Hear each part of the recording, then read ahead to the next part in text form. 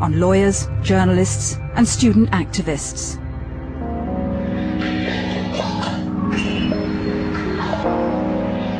Some of them have managed to flee to a neighbouring country which has become a temporary refuge for thousands of Iranians.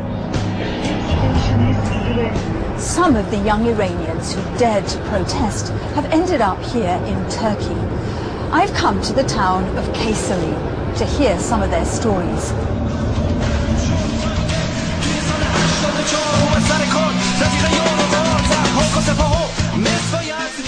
Surush was an up-and-coming musician with a bright future as a rapper in Iran. Now he and his wife are refugees in Kayseri.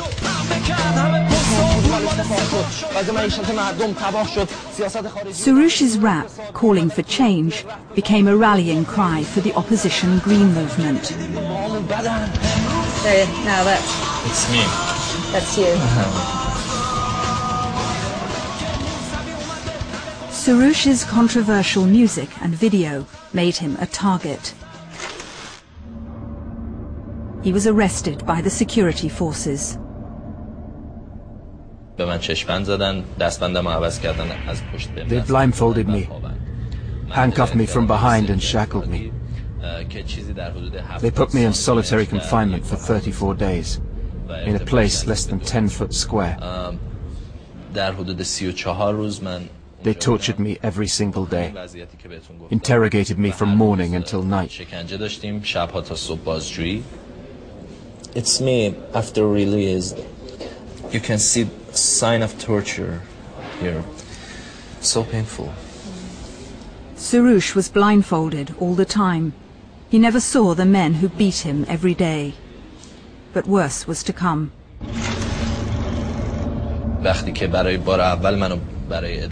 The first time they took me for a mock execution, the interrogator asked me to write my will.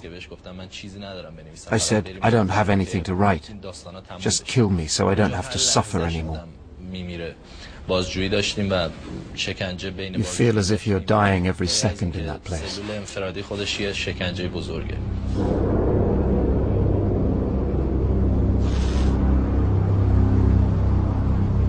After a month, Surush's family bribed someone in the security service.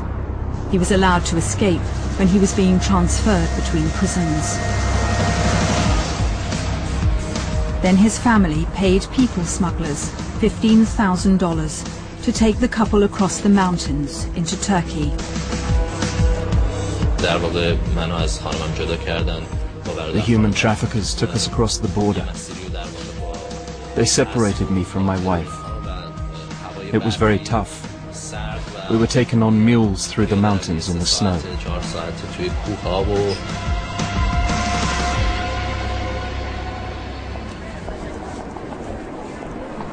The recent uprisings in the Middle East have been driven by young people, wanting an end to repression and corruption, more freedom and jobs.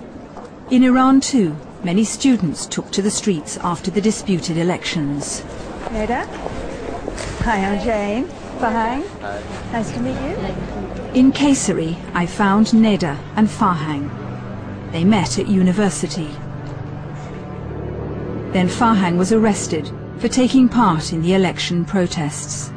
When he was released on bail, he fled, leaving Neda behind. In the beginning, I'd hoped he'd come back, that we'd be together forever. But it was hard to call each other. We couldn't imagine any future for our relationship. Neda wasn't an activist.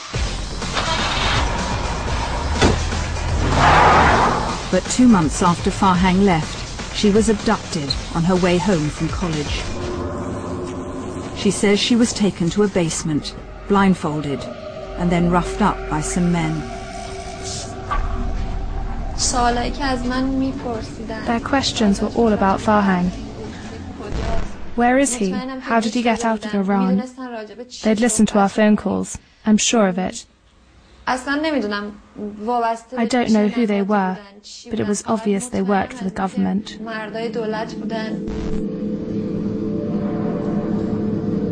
Neda was taken to a room with a bed. and dirty sheets. There was a man with a camera.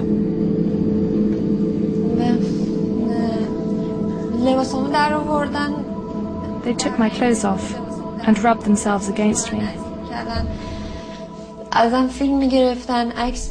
They were taking photos and videos of me.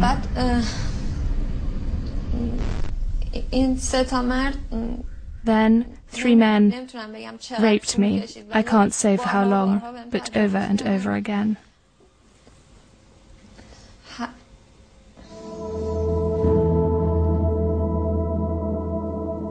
Afterwards, Neda was taken in a car and dumped by the side of the road, miles from home. She still needs medical treatment for her injuries.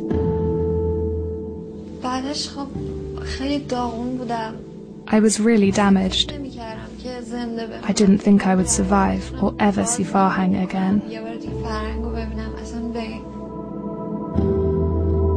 Her captors threatened Neda. If she talked, the video would be put on the internet and her shame exposed. It took her weeks to summon up the courage to contact Farhang.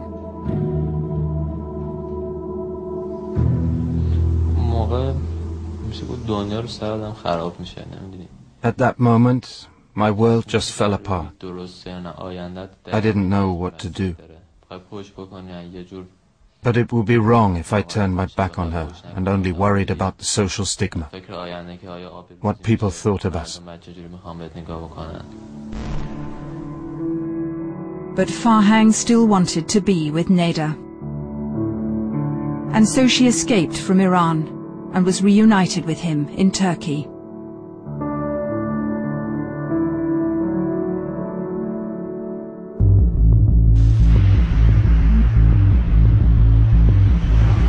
Human rights organizations say rape is being used in Iran as a weapon against both women and men. Farokh now lives in Turkey.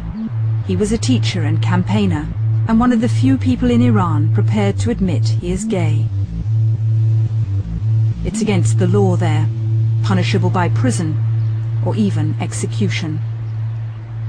It is forbidden and it is punished by death. And actually, going back to Sharia, you have to be pulled in 4 directions, so you'll be torn in 4 directions. Torn apart. Yeah, but these days the Islamic Republic has become very modern. They just hang.